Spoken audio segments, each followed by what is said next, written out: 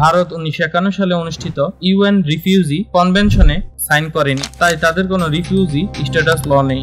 ভারতে কেউ রাজনৈতিক আশ্রয় পাওয়ার পেছনে সবচেয়ে বেশি গুরুত্বপূর্ণ ভূমিকা রাখে তাদের জাতীয় নিরাপত্তা এবং ফরেন পলিসি। ভারতীয় সংবিধান বা আইনের চোখে রাজনৈতিক আশ্রয় পিওর হিউম্যানিটেরিয়ান ব্যাপার নয়, বরং রাষ্ট্রের কৌশলগত ইচ্ছার উপর নির্ভরশীল। কিসিঞ্জার কেবলস, বিভিন্ন সাংবাদিক, লেখক ও ভারতীয় গোয়েন্দা সংস্থার সাবেক কর্মকর্তাদের বক্তব্য বিশ্লেষণ করলে দেখা যায় শেখ হাসিনা ও শেখ রেহানাকে গোপনে ভারতে আনা, বিমান যাত্রা, ভিসা ইত্যাদি পুরো প্রক্রিয়ায় সরাসরি যুক্ত ছিল ভারতীয় গোয়েন্দা সংস্থা র। তারা ভারতের প্রধানমন্ত্রী কার্যালয়ের নির্দেশে এই নিরাপত্তা ও গোপনীয়তা নিশ্চিত করে।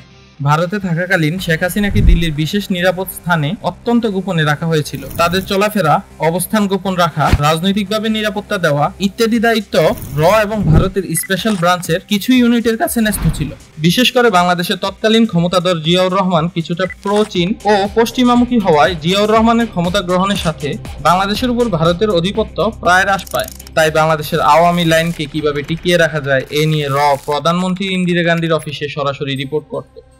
বাংলাদেশের রাজনীতিতে কিভাবে শেখ হাসিনার ভূমিকা প্রতিষ্ঠা করা যায়, কিভাবে আওয়ামী লীগকে পুনর্গঠিত করা যায়, এসব বিষয়ে র পর্যবেক্ষণ ও নির্দিষ্ট মহলে যোগাযোগ করতে সহায়তা করেছিল বলে বিভিন্ন ইতিহাসবিদ, সাংবাদিক ও কিছু অবসরপ্রাপ্ত র কর্মকর্তারাও পরবর্তী সাক্ষাৎকারে উল্লেখ করেছেন।